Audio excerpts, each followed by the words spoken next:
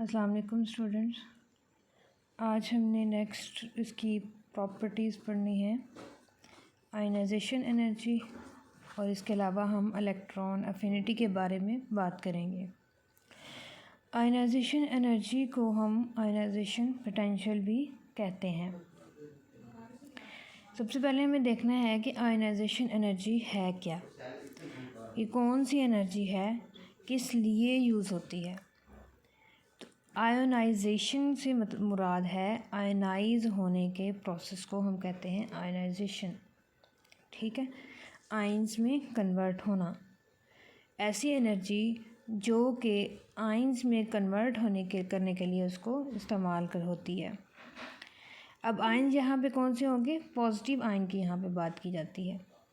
वो कहता है कि अगर हम किसी में से इलेक्ट्रॉन रिमूव करते हैं, किसी एटम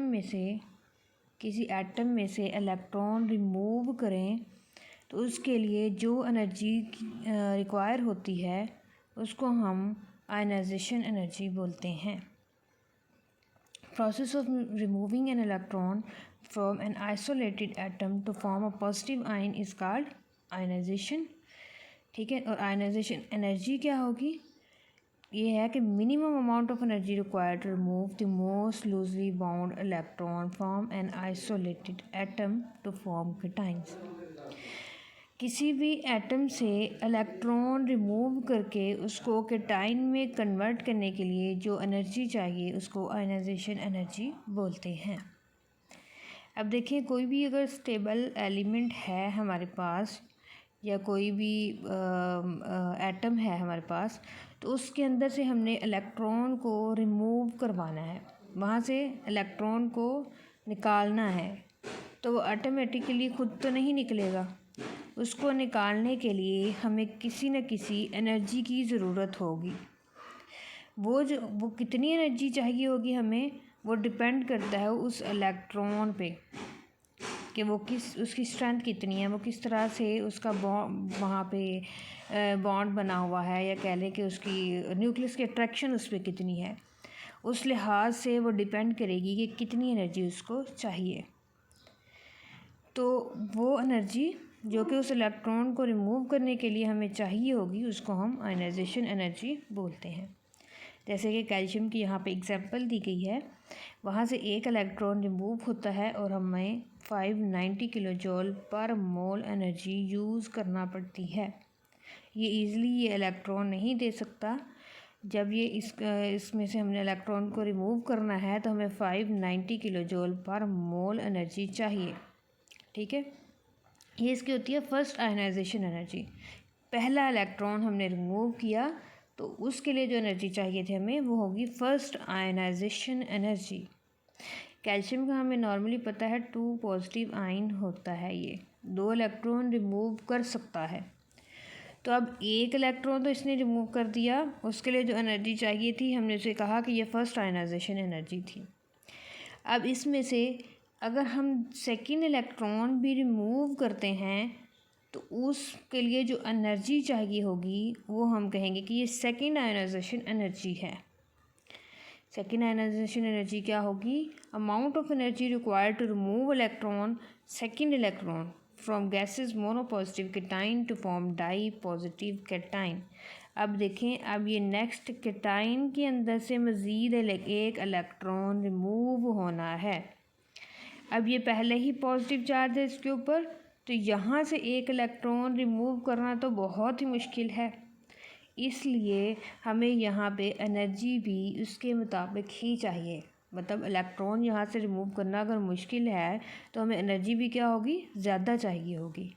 अब आप इसकी वैल्यू चेक करें, 1145 किलो जूल पर मोल, जो कि पहले 590 थी। ठीक है, तकरीबन डबल अमाउंट ऑफ एनर्जी हमें चाहिए एक मोनोपॉजिटिव केटाइन से इलेक्ट्रॉन को रिमूव करवाने के लिए। तो हम जब एक इलेक्ट्रॉन के बाद सेकंड इलेक्ट्रॉन रिमूव करते हैं तो हम कहते हैं कि ये इसके लिए जो एनर्जी चाहिए उसको सेकंड आयनाइजेशन एनर्जी कहेंगे। ठीक है, इसी तरह से अगर हम इसमें से कोई थर्ड इलेक्ट्रॉन रिमूव करवाना हो तो उसके लिए हमें क्या होगी, इससे भी ज़्यादा एनर्जी चाहिए होगी, क्योंकि जहाँ पे सेकेंड इलेक्ट्रॉन रिमूव करवाना इतना मुश्किल है तो थर्ड इलेक्ट्रॉन को रिमूव करवाना तो बहुत ही मुश्किल है। वो नेक्स्ट इसमें बता रहा है कि आयनाइजेशन जो एनर्जी है उसको हम आयनाइजेशन पोटेंशियल भी कहते हैं। आयनाइजेशन एनर्जी को हम इलेक्ट्रॉन वोल्ट में रिप्रेजेंट करते हैं या फिर हम किलो जूल पर मोल में भी इसको रिप्रेजेंट करते हैं। अब ये 1 इलेक्ट्रॉन वोल्ट जो है पर एटम वो 96.48 किलो जूल पर मोल के इक्वल है। इस तरह से हम किलो जूल पर मोल और इलेक्ट्रॉन वोल्ट को आपस में एक दूसरे में कन्वर्ट कर सकते हैं। अच्छा जी, अगर अब इसमें आयनाइजेशन एनर्जी का जो है ना वो हो गया, इंट्रोडक्शन हो गया कि हमने उसको इलेक्ट्रॉन को रिमूव करवाने के लिए जो एनर्जी चाहिए वो आयनाइजेशन एनर्जी होगी। अगर पहला इलेक्ट्रॉन रिमूव करेंगे तो वो फर्स्ट आयनाइजेशन एनर्जी होगी, सेकंड करेंगे तो वो सेकंड आयनाइजेशन एनर्जी होगी। अब सेकंड से थर्ड की तरफ मूव करें तो उसके लिए फिर वो थर्ड होगी और वो सबसे ज़्यादा होगी। अब फर्स्ट आयनाइजेशन एनर्जी के लिए भी हमें एनर्जी तो चाहिए थी, मतलब ये एक एंडोथर्मिक प्रोसेस था, ऑटोमेटिकली नहीं हो सकता था। लेकिन जैसे ही सेकंड आयनाइजेशन एनर्जी की हम बात करते हैं तो वहाँ पे हमारे पास क्या हो जाता है, कैटाइन होता है। उस कैटाइन से क्या होता है, इलेक्ट्रॉन को रिमूव करवाना बहुत मुश्किल होता है। इसके लिए हमें एनर्जी भी क्या होती है, ज़्यादा चाहिए होती है। Each electron in an atom has its ionization energy value and value of this energy will increase with each removed electron। ठीक है, वही बात वो कह रहा है। Since the attractive influence of nucleus increases and will require more energy for the removal of electron from more positive charge। जितना ज़्यादा पॉजिटिव चार्ज होगा वहाँ से इलेक्ट्रॉन को रिमूव कराना मुश्किल होगा और इस तरह से एनर्जी, आयनाइजेशन एनर्जी जो है इंक्रीज़ होती जाती है हमारे पास। आयनाइजेशन एनर्जी एक्चुअली हमें इस चीज़ का मैयर है कि इलेक्ट्रॉन कितना टाइटली बाउंड हैं किसी एटम के साथ। वहाँ पे इलेक्ट्रॉन कितना टाइटली बाउंड है उस एटम के साथ। अगर तो वो बहुत मजबूती के साथ वहाँ पे प्रेजेंट हैं तो वहाँ से रिमूव करना भी उतना ही मुश्किल होगा और आयनाइजेशन एनर्जी ज़्यादा होगी। और अगर लूजली बाउंड हैं, इतनी ज़्यादा वहाँ पे न्यूक्लियस की अट्रैक्शन उन तक नहीं है, तो क्या होता है, वो इजीली रिमूव हो जाएंगे। वो इजीली रिमूव हो जाएंगे, इट मीन कि आयनाइजेशन एनर्जी क्या होगी, वहाँ पे हमें कम चाहिए होगी। थोड़ी सी एनर्जी देंगे तो वो रिमूव हो जाएंगे। ठीक है, इसके अलावा हमारे पास नेक्स्ट कुछ इसके फैक्टर्स हैं जो कि इफ़ेक्ट करते हैं कि आयनाइजेशन एनर्जी को। इसमें से इफेक्टिव न्यूक्लियर चार्ज है, एटॉमिक साइज है, principal quantum number, shielding effect, half filled, completely filled orbital, nature of orbital, extent of penetration of valence electrons.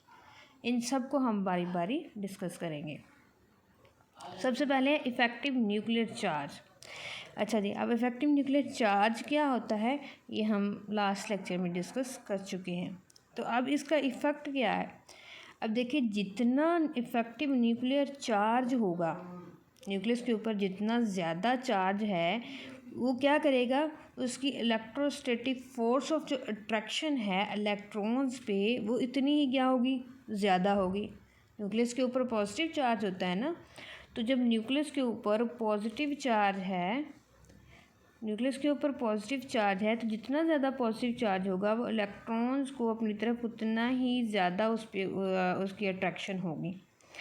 जब न्यूक्लियस की अट्रैक्शन इलेक्ट्रॉन पे ज़्यादा होगी तो उसको वहाँ से रिमूव करवाना बहुत ज़्यादा मुश्किल होगा।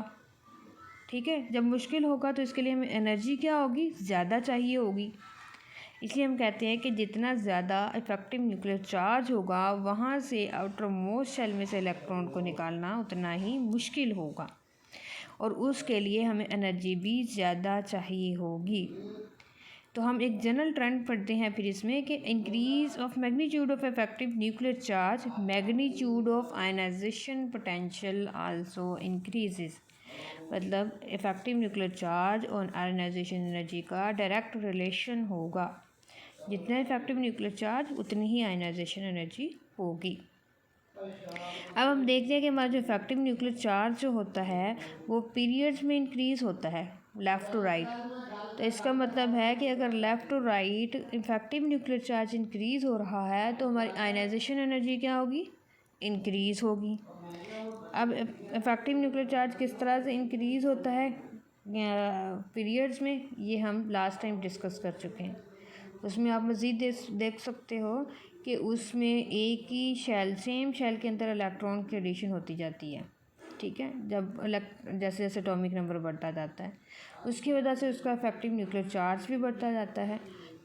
और जो इलेक्ट्रॉन होते हैं वो टाइटली बाउंडेड होते हैं उस जगह पे, जैसे जैसे हम लेफ़्ट टू राइट मूव करते हैं तो इसकी आयनाइजेशन एनर्जी क्या होगी, ज़्यादा होगी। नेक्स्ट हम अगर एटॉमिक साइज़ की बात करें तो हम कहते हैं कि जितना एटम का साइज़ बड़ा होगा उसका मतलब है कि उसमें इलेक्ट्रॉन्स जो शेल हैं वो क्या होंगे, वो ज़्यादा डिस्टेंस पे होंगे न्यूक्लियस से। जब न्यूक्लियस से ज़्यादा डिस्टेंस पे होंगे तो वहाँ तक उसकी फोर्स ऑफ अट्रैक्शन क्या होगी, कम होगी। न्यूक्लियस की आउटर मोस्ट शेल के लिए फोर्स ऑफ अट्रैक्शन क्या होगी, कम होगी, जहाँ पे एटम का साइज़ बड़ा होगा। तो जब एटम का साइज़ बड़ा है वहाँ पे न्यूक्लियस की फोर्स ऑफ अट्रैक्शन कम है, तो वहाँ से जो इलेक्ट्रॉन होते हैं वो इतने ज़्यादा टाइटली बाउंड नहीं होंगे बल्कि वो लूजली बाउंड होंगे और हम वहाँ से उसको ईज़िली रिमूव कर सकते हैं। जब वहाँ से ईज़िली रिमूव कर सकते हैं तो इसका मतलब आयनाइजेशन एनर्जी हमें क्या होगी, कम चाहिए होगी। तो हम इसका रिलेशनशिप इस तरह से बना लेते हैं कि एटॉमिक साइज़ जितना ज़्यादा होगा आयनाइजेशन एनर्जी उतनी ही कम होगी। इन्वर्स रिलेशन हो जाता है इन दोनों में। अगर हम पीरियड्स में बात करते हैं तो वहाँ पे क्या होता है, एटॉमिक रेडियस क्या होता है, डिक्रीज़ होता है। ग्रुप में जो होता है एटॉमिक रेडियस इंक्रीज़ होता है टॉप टू बॉटम, और उसकी रीज़न क्या है, वही कि शेल की एडिशन हो जाती है तो वहाँ पे एनर्जी भी क्या होगी, कम। लेकिन जैसे हम पीरियड्स की बात करते हैं फ्रॉम लेफ़्ट टू राइट तो उसका एटॉमिक साइज़ डिक्रीज़ होता है। एटॉमिक साइज़ जब डिक्रीज़ होता है तो न्यूक्लियस की जो अट्रैक्शन होती है वहाँ पे ज़्यादा होती है, इलेक्ट्रॉन्स जो होते हैं वो टाइटली बाउंड होते हैं, उसकी वजह से हमें वहाँ से इलेक्ट्रॉन को रिमूव करवाना मुश्किल होता है। जो इलेक्ट्रॉन को रिमूव करवाना मुश्किल है तो हमें हाई एनर्जी चाहिए होगी, तो हम कहते हैं कि उसकी आयनाइजेशन एनर्जी की वैल्यू क्या होगी, ज़्यादा होगी। नेक्स्ट हमारे पास है प्रिंसिपल क्वांटम नंबर।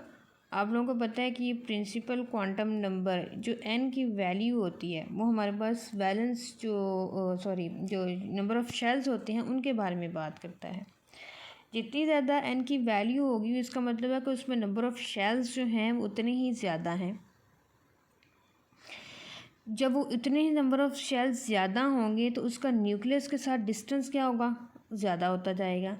न्यूक्लियस से डिस्टेंस ज़्यादा है तो इसका मतलब है कि फोर्स ऑफ अट्रैक्शन वहाँ पे कम है न्यूक्लियस की आउटर मोस्ट इलेक्ट्रॉन पे।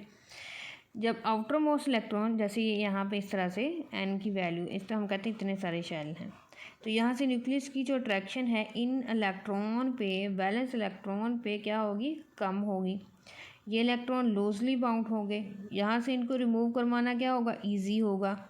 तो आयनाइजेशन एनर्जी क्या होगी हमारे पास, लेस होगी, कम होगी, ठीक है।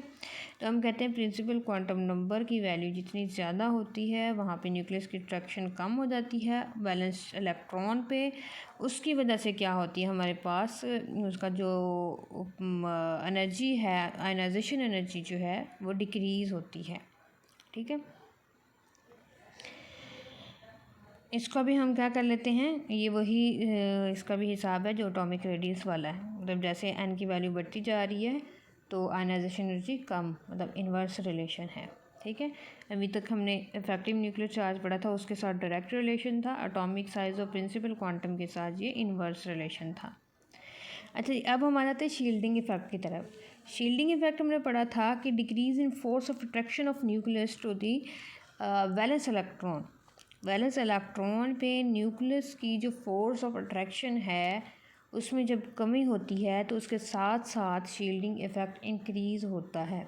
जितनी ज़्यादा कहें कि फोर्स ऑफ अट्रैक्शन में कमी होगी न्यूक्लियस की आउटर मोस्ट इलेक्ट्रॉन के लिए, उतना ही शील्डिंग इफ़ेक्ट ज़्यादा होगा। अच्छा, इसमें हमारे पास एक चीज़ देखें कि जैसे ये न्यूक्लियस है ना, इसमें इस तरह से शेल हैं, यहाँ पे भी इलेक्ट्रॉन पाए जाते हैं। फर्स्ट में 2 होते हैं, चलो सेकंड में हमारे पास जो होते हैं वो 8 होते हैं, और थर्ड में हमारे पास जो होते हैं उसमें भी क्या होगा, 8 ही होंगे। चलो 8 रख देते हैं, ठीक है। इस तरह से है हमारे पास। तो हम कहते हैं कि यहाँ से जो न्यूक्लियस की अट्रैक्शन होती है ना, असल में अब शील्डिंग इफेक्ट का मैं बताना चाह रही हूँ कि किस तरह से न्यूक्लियस की अट्रैक्शन जो होती है वो डिक्रीज़ होती है आउटर मोस्ट शेल पे। अब देखें, इसमें अगर हम जैसे जैसे शेल को इंक्रीज़ करते जाएंगे वैसे वैसे इसकी क्या होगी, न्यूक्लियस की अट्रैक्शन कम होती जाएगी। अब होती क्यों है, ये न्यूक्लियस है, इसके ऊपर पॉजिटिव चार्ज है, ठीक है, और ये इलेक्ट्रॉन्स हैं बाहर, इनके ऊपर नेगेटिव चार्ज है। इस तरह से ये न्यूक्लियस की मैं कह रही हूँ कि ये है हमारे पास अट्रैक्शन इस तरह से इन इलेक्ट्रॉन्स के लिए। लेकिन क्या होता है, ये वैलेंस इलेक्ट्रॉन है। अब देखें, जो इनर शेल है उसके अंदर जो इलेक्ट्रॉन हैं वो अट्रैक्ट हो रहे हैं न्यूक्लियस की तरफ। या कह लें कि ये न्यूक्लियस की जो अट्रैक्शन है उसके अराउंड हमारे पास सारे क्या हैं, इलेक्ट्रॉन अरेंज हुए हुए हैं। इनको हम इंटरविनिंग इलेक्ट्रॉन बोलते हैं। वो इलेक्ट्रॉन जो न्यूक्लियस और आउटर मोस्ट शेल के दरमियान में होते हैं उनको हम इंटरविनिंग इलेक्ट्रॉन बोलते हैं। तो इंटरविनिंग इलेक्ट्रॉन जो हैं वो न्यूक्लियस की अट्रैक्शन को कह लें कि वो रोक रहे होते हैं आउटर मोस्ट शेल की तरफ जाने पे। मतलब यहाँ से इलेक्ट्रॉन है वहाँ तक न्यूक्लियस की अट्रैक्शन पहुँच रही है, ये इस फर्स्ट वाले में, ठीक है, वहाँ पर न्यूक्लियस की अट्रैक्शन पहुँच रही है। फिर सेकंड की तरफ मूव करते हैं, वहाँ तक भी कुछ इलेक्ट्रॉन हैं जो न्यूक्लियस की अट्रैक्शन के आगे इस तरह से रुकावट, उसके आगे जाके खड़े हो जाते हैं, ठीक है। फिर भी कुछ ना कुछ न्यूक्लियस की अट्रैक्शन यहाँ तक पहुँच जाती है, यहाँ पर भी इलेक्ट्रॉन है वो भी न्यूक्लियस की अट्रैक्शन पे क्या कह लें कि आगे जाके उसके खड़े हो जाते हैं, वो खुद अट्रैक्ट हो जाते हैं उनकी तरफ। तो इस तरह से यहाँ से फर्स्ट शेल से सेकंड और सेकंड से थर्ड और थर्ड से फोर्थ की तरफ मूव करते हुए न्यूक्लियस की जो अट्रैक्शन होती है वो कम होती जाती है, ठीक है। तो वैलेंस इलेक्ट्रॉन जो होते हैं वहाँ पे न्यूक्लियस की अट्रैक्शन पहुँच ही नहीं पाती, या बहुत पहुँच पाती है लेकिन बहुत ही कम होती है कंपैरेटिवली इन फर्स्ट सेकंड और थर्ड की निस्बत वहाँ पे ज़्यादा होती है। इस वजह से हम कहते हैं कि decrease in force of attraction of nucleus to the valence electron.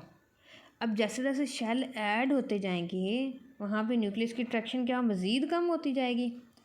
जब वो मज़ीद कम होती जाएगी तो हम कहते हैं कि इसका शील्डिंग इफेक्ट जो है वो इंक्रीज़ होता जा रहा है। ये इलेक्ट्रॉन जो है न्यूक्लियस की अट्रैक्शन को शील्ड कर रहे हैं, ये इस तक पहुँचने नहीं दे रहे।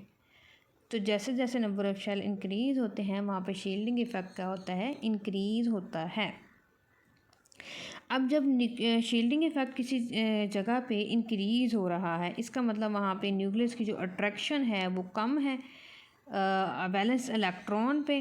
तो जितनी ज़्यादा शील्डिंग इफेक्ट की मैग्नीट्यूड होगी उतनी ही वो कह लें कि उसमें फोर्स ऑफ अट्रैक्शन की कमी होगी।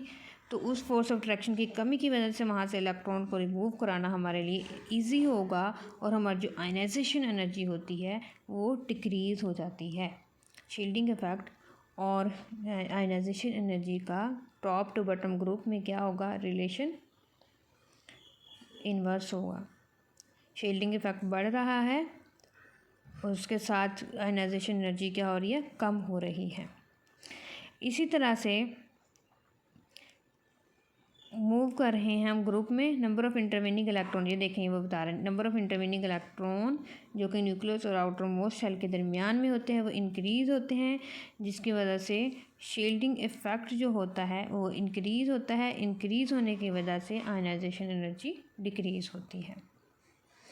नेक्स्ट फैक्टर हमारे पास कि हाफ फिल्ड और कम्प्लीटली फिल्ड ऑर्बिटल, ठीक है। अब देखिए हुंड्स रूल के मुताबिक ये यहाँ पर 2 टाइप की इलेक्ट्रॉनिक कन्फिग्रेशन बताई हुई हैं। एक हमारे पास NS1 NP3 और ND5, मतलब S में 1 है, P में देखें P में 3 होते हैं ना ऐसे, एक इसमें एक इसमें एक इसमें, D में देखें 1 2 3 4 1 2 3 4 5, ये हाफ फील्ड है, ठीक है। हाफ फील्ड मतलब हर एक ऑर्बिटल के अंदर एक एक इलेक्ट्रॉन है। या फिर कम्प्लीटली फील्ड हो, मतलब ये S में 1 है तो ये 2 हो गया, ये P में 3 थे तो अब ये 6 हो गए, मतलब यहाँ से भी यहाँ से भी यहाँ से पेयरिंग होगी, यहाँ से भी पेयरिंग, D है तो 10 है तो इसमें भी यहाँ पे क्या होगी, पेयरिंग होगी। या तो वो कह रहा है कि जो हमारे पास हाफ फील्ड हो ऑर्बिटल या फिर कम्प्लीटली फील्ड हो, तो उन दोनों के केस में हमारे पास इलेक्ट्रॉन को रिमूव करवाना मुश्किल होता है, वहाँ पे एनर्जी हमें ज़्यादा चाहिए होती है, क्योंकि ये जो दोनों होती है ना इस तरह से हाफ फील्ड और फुली फील्ड, ये स्टेबल कॉन्फ़िगरेशन होती है किसी भी एटम की। हाफ फील्ड हो या फिर फुली फील्ड हो, ये दोनों स्टेबल कॉन्फ़िगरेशन होती है, और जहाँ पे स्टेबिलिटी आ जाती है वहाँ पे हमें एनर्जी कम होती है, तो हमें वहाँ पे इलेक्ट्रॉन को रिमूव करवाने के लिए एनर्जी चाहिए होगी। तो इसका मतलब है कि जहाँ पे हमारे पास हाफ फील्ड या कम्प्लीटली फील्ड ऑर्बिटल आ जाएंगे, वहाँ पे हमारी आयनाइजेशन एनर्जी हमें क्या होगी, ज़्यादा चाहिए होगी। Ionization potential of an atom having half filled और completely filled orbital in its electronic configuration is relatively higher than that expected normally from its position in the periodic table. ठीक है, this factor has been made to explain the higher ionization potential of some of element as compared to that of their left hand neighbour in a period of the periodic table. अब यहाँ पे हमारे पास वही बात कि उसमें half filled और completely field थे, वो अपनी मोस्ट स्टेबल ऑक्सीडेशन स्टेट में होते हैं, वो वहाँ से उनको रिमूव करवाना मुश्किल होता है, तो इसके लिए हमें आयनाइजेशन जो एनर्जी होती है वो ज़्यादा चाहिए होती है। नेक्स्ट, ऑर्बिटल की नेचर पे भी डिपेंड करती है आयनाइजेशन एनर्जी। ऑर्बिटल हमारे पास होते हैं S, P, D, F। इसकी नेचर क्या है, इसके हम पहले एनर्जी के लिहाज से अरेंजमेंट देखते हैं। वो कह रहा है कि the nature of orbital valence shell from which the electron is to be removed also influence the magnitude of ionisation potential. अब इनकी ऑर्डर ऑफ एनर्जी के लिहाज से इनको अरेंज किया हुआ है। F की सबसे ज़्यादा, फिर D की, फिर P की और S की सबसे कम एनर्जी होती है। इसका मतलब है कि ये अगर इसकी एनर्जी सबसे ज़्यादा है तो इसकी स्टेबिलिटी क्या है, कम है, और एस की एनर्जी सबसे कम है तो इसकी स्टेबिलिटी क्या है, ज़्यादा है। तो above order means relative order of ease with which electron residing in these orbital can be removed will be. अब अच्छा, अब इसमें से अगर इनकी एनर्जी का ऑर्डर ये है तो इसका मतलब है कि इसकी स्टेबिलिटी क्या है, एस की सबसे ज़्यादा है। अब जिसकी स्टेबिलिटी सबसे ज़्यादा, वहाँ से इलेक्ट्रॉन रिमूव करवाना क्या है, उतना ही मुश्किल होता है। इसकी जिसकी स्टेबिलिटी कम हो वहाँ से हमें रिमूव करवाना आसान होता है।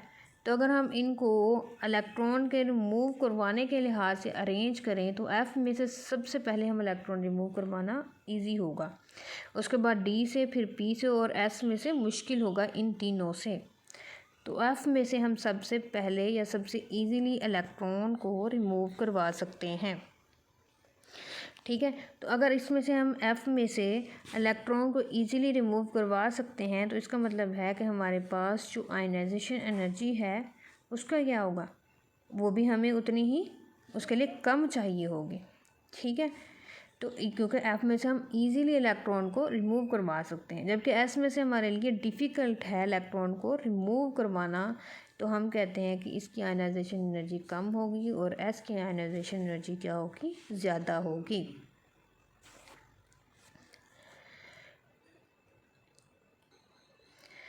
यहाँ पे ऑर्बिटल की नेचर की इन्होंने एक एग्जांपल भी दी है हमारे पास, जैसे वो कह रहा है कि बेरिलियम और जो मैग्नीशियम है उसकी आयनाइजेशन एनर्जी ज़्यादा है, जबकि बोरॉन और एल्यूमिनियम से नॉर्मली हम देखते हैं लेफ़्ट और राइट हमारे पास आयनाइजेशन एनर्जी जो होती है वो इंक्रीज़ होती है। मतलब ये बेरिलियम है और ये बोरॉन है, ये इस साइड उसके बाद आता है, मैग्नीशियम है और नेक्स्ट हमारे पास एल्यूमिनियम आएगा।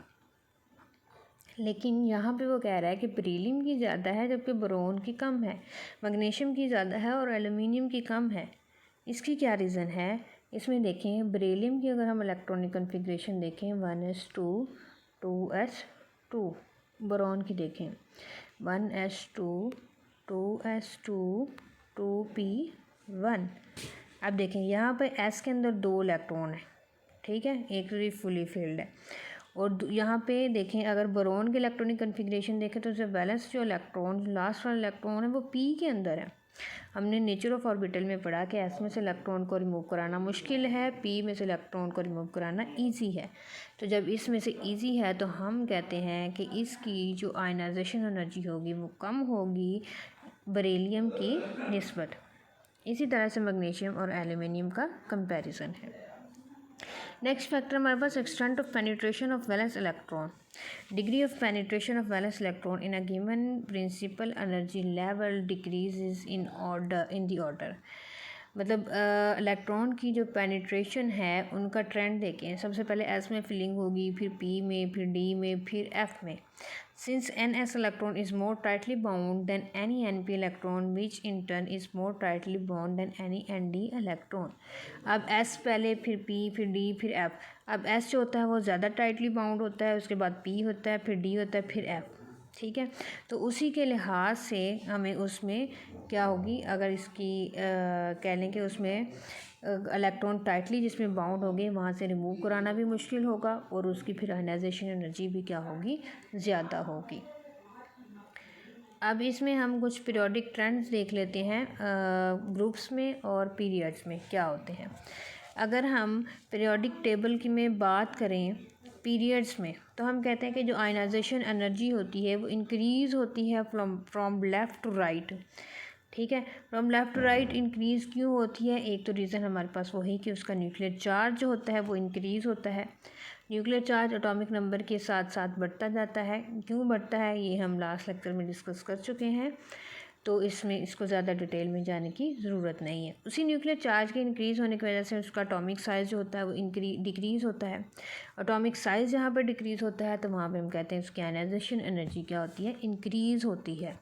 क्योंकि उसका एटॉमिक साइज़ जब डिक्रीज़ हो रहा है तो वो न्यूक्लियस के ज़्यादा करीब है इलेक्ट्रॉन, न्यूक्लियस की उनके ऊपर अट्रैक्शन बहुत ज़्यादा है, तो वहाँ से इलेक्ट्रॉन को रिमूव करवाना बहुत ही मुश्किल है। कह लें कि न्यूक्लियस उन इलेक्ट्रॉन को कहीं जाने नहीं देता, तो वहाँ पे इलेक्ट्रॉन को जब रिमूव करवाना मुश्किल है तो हमारी आयनाइजेशन एनर्जी क्या होती है, वो इंक्रीज़ हो जाती है। ठीक है, कहता है in any period the group 8 A noble gas element has a highest ionisation energy in that period which reflect the stability associated with completely filled shell. ठीक है, अब नोबल गैसेज जो हैं वो पीरियोडिक टेबल के लास्ट कॉलम में है। 8A group होता है हमारे पास नोबल गैसेज का, और दूसरा उनका ये होता है कि शेल जो होता है वो कम्प्लीटली फिल्ड होता है, उसका इफेक्टिव न्यूक्लियर चार्ज भी ज़्यादा होगा, साइज़ भी उसी लिहाज से होगा। तो इन सारी चीज़ों की वजह से उनकी आयनाइजेशन एनर्जी जो होती है वो ज़्यादा होती है। ठीक है, इस तरह से वो नेक्स्ट बात कर रहा है सेकंड एलिमेंट की बात करें, beryllium, magnesium, calcium, strontium, barium की, तो वह कहता है उसकी फर्स्ट आयोनाइजेशन एनर्जी जो होती है significantly higher than those of group first A element in the same period. अब वो फर्स्ट ए एलिमेंट और सेकंड ए एलिमेंट दोनों को आपस में कंपेयर कर रहा है और उनकी फ़र्स्ट आयोनाइजेशन एनर्जी की बात कर रहा है। अब फर्स्ट ए ग्रुप में उसके बैलेंस शेल में मतलब एस के अंदर एक इलेक्ट्रॉन होता है, जबकि सेकंड ए में बात करें तो उसके एस में 2 इलेक्ट्रॉन होते हैं। तो जब एक S1S ये फुली फील्ड है और ये हाफ फील्ड है, ठीक है, तो इसमें से इलेक्ट्रॉन को जो कि पेयर अप हुए हुए हैं रिमूव करवाना बहुत मुश्किल है, तो इसकी आयनाइजेशन एनर्जी क्या होगी, ज़्यादा होगी। अब वो कह रहा है कि this is due to the fact that the group second A element have smaller atomic radius. ये भी बात ठीक है कि हम 1A से 2A की तरफ आते हैं तो उसका एटॉमिक रेडियस जो होता है वो डिक्रीज़ हो जाता है। And higher effective nuclear charge, उसका न्यूक्लियर चार्ज भी बढ़ता है, ये भी ठीक है। Thus their valence electron are held more tightly than those of the preceding group 1A metal of the same period. तो जब उनका न्यूक्लियर चार्ज ज़्यादा है, उनका साइज़ कम है, तो वो जो इलेक्ट्रॉन होते हैं वो मोर टाइटली बाउंड होते हैं, वहाँ पे उनको उतना ही रिमूव करवाना मुश्किल होगा। ठीक है, मोर ओवर वो नेक्स्ट कह रहा है कि since a pair of electron in an S orbital is more stable then a single electron. अब जब एस में बात की जाती है इलेक्ट्रॉन की, तो एक में हमारे पास सिंगल इलेक्ट्रॉन है और दूसरे में हमारे पास पेयर्ड अप 2 इलेक्ट्रॉन है, पेयरिंग हुई हुई है, तो उस पेयरिंग को हमारे लिए डिस्टर्ब करना ज़्यादा मुश्किल है, तो वहाँ पे फिर हमें एनर्जी ज़्यादा चाहिए होगी। ठीक है, लेकिन हर चीज़ में कुछ ना कुछ डेविएशंस होती हैं, कुछ ना कुछ मसले, मतलब कहीं ना कहीं थोड़ा सा ट्रेंड जो होता है वो चेंज हो जाता है। यहाँ पे भी वो बात कर रहा है कि small deviation from this general trend occur the first ionization energy of group third A element boron, aluminium, gallium, indium और thallium are lower than those of group second A element. ये अभी हम पीछे बात कर चुके हैं जब मैंने बेरिलियम को बोरोन से कंपेयर किया था, और इसी तरह से मैग्नीशियम और एलुमिनियम को हम कंपेयर करेंगे तो हम कहते हैं कि सेकंड ए ग्रुप की जो आयनाइजेशन एनर्जी है वो ज़्यादा होती है, जबकि थर्ड ए की जो होती है आयनाइजेशन एनर्जी वो कम होती है। नॉर्मली हम बात करते हैं कि हम लेफ़्ट टू राइट मूव करें तो आयनाइजेशन एनर्जी इंक्रीज़ होती है। इस सेंस में तो हमारे पास थर्ड ए की ज़्यादा होनी चाहिए और सेकंड ए की कम होनी चाहिए, लेकिन यहाँ पे थोड़ी सी डेविएशन आ गई।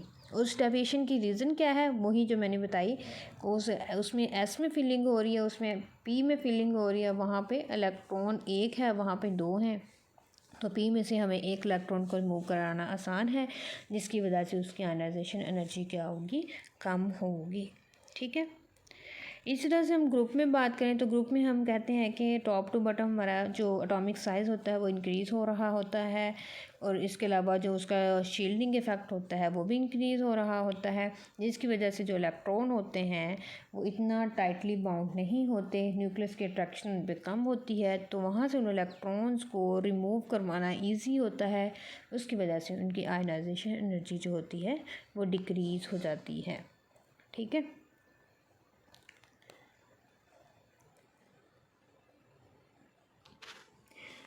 नेक्स्ट हमारे पास टॉपिक है इलेक्ट्रॉन अफिनिटी।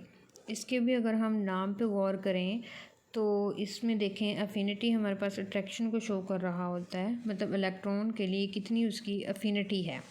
ठीक है। तो अब हम अगर इसकी डेफिनेशन की बात करें तो वो कहता है कि the energy change that occur when an electron is added to a neutral atom in the gases state to form a negative ion is called electron affinity. देखिए, आयनाइजेशन एनर्जी में हमने बात की थी कि वहाँ से इलेक्ट्रॉन को हमने रिमूव करवाना था और कैटाइन में कन्वर्ट करना था, उसके लिए जो एनर्जी चाहिए थी। अब यहाँ पे इलेक्ट्रॉन अफिनिटी की बात हो रही है, हमने इलेक्ट्रॉन को ऐड करवाना है। ठीक है। तो हमने इलेक्ट्रॉन को जब ऐड करवाना है उस टाइम पे जो एनर्जी चेंज हो रही है उसको हम इलेक्ट्रॉन अफिनिटी बोलते हैं। ओके। इसको भी क्या करती है इलेक्ट्रॉन अफिनिटी? ये मेजर करती है अट्रैक्शन को और affinity of the atom for the added electron, मतलब जो न्यू इलेक्ट्रॉन ऐड हो रहा है एटम के अंदर, उस इलेक्ट्रॉन के लिए एटम की अफिनिटी क्या है, उसके लिए उसकी क्या अट्रैक्शन है, क्या वो इलेक्ट्रॉन को अपने अंदर ऐड होने दे रहा है, उसके लिए उसकी कोई ना कोई अट्रैक्शन है ये नहीं है, या वो फिर उसको रिपेल करता है जब वो ऐड होता है। ये इस चीज़ को डिफ़ाइन करेगी इलेक्ट्रॉन अफिनिटी। ठीक है। तो हम देखते हैं यहाँ पे इसकी कुछ examples. For most atom energy is release when electron is added. ठीक है। जब हम वो कहता है कि इलेक्ट्रॉन को ऐड करते हैं तो उसके लिए एनर्जी रिलीज़ होती है। क्यों होती है ये हम एग्जांपल के साथ देखते हैं। Addition of an electron to chlorine atom is accompanied by an energy change of minus 349 kilojoule per mole. The negative sign indicates that energy is released during the process. Thus, the electron affinity of chlorine is minus 349 kilojoule per mole. ठीक है। अब देखें chlorine है, उसके अंदर electron की जब हमने एडिशन करवाई तो क्लोराइड आयन बन गया। ठीक है।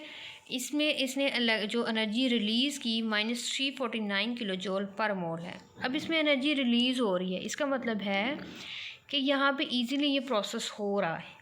इजीली प्रोसेस हो रहा है इसका मतलब है जो क्लोरीन है वो क्लोराइड आयन को इजीली बना लेगी, इलेक्ट्रॉन दूसरी सेंस में इजीली एक्सेप्ट कर लेगी। तो क्यों करेगी? आप लोग देखते हो कि हमारे पास जो क्लोरीन का एटॉमिक नंबर 17 होता है, इसमें जो हम वैलेंस शेल की बात करते हैं तो इसके अंदर 7 इलेक्ट्रॉन होते हैं वैलेंस शेल में, और स्टेबल कॉन्फ़िगरेशन वो होती है जिसके अंदर 8 हों, मतलब इसके पास एक इलेक्ट्रॉन की कमी है। इसके पास जब पहले ही एक इलेक्ट्रॉन की कमी है तो जैसे ही इसको इलेक्ट्रॉन बाहर से मिलेगा ये जल्दी से इसको एक्सेप्ट कर लेगा, वो स्टेबल कॉन्फ़िगरेशन अडॉप्ट कर लेगा जो कि क्लोराइड आयन की फॉर्म में है।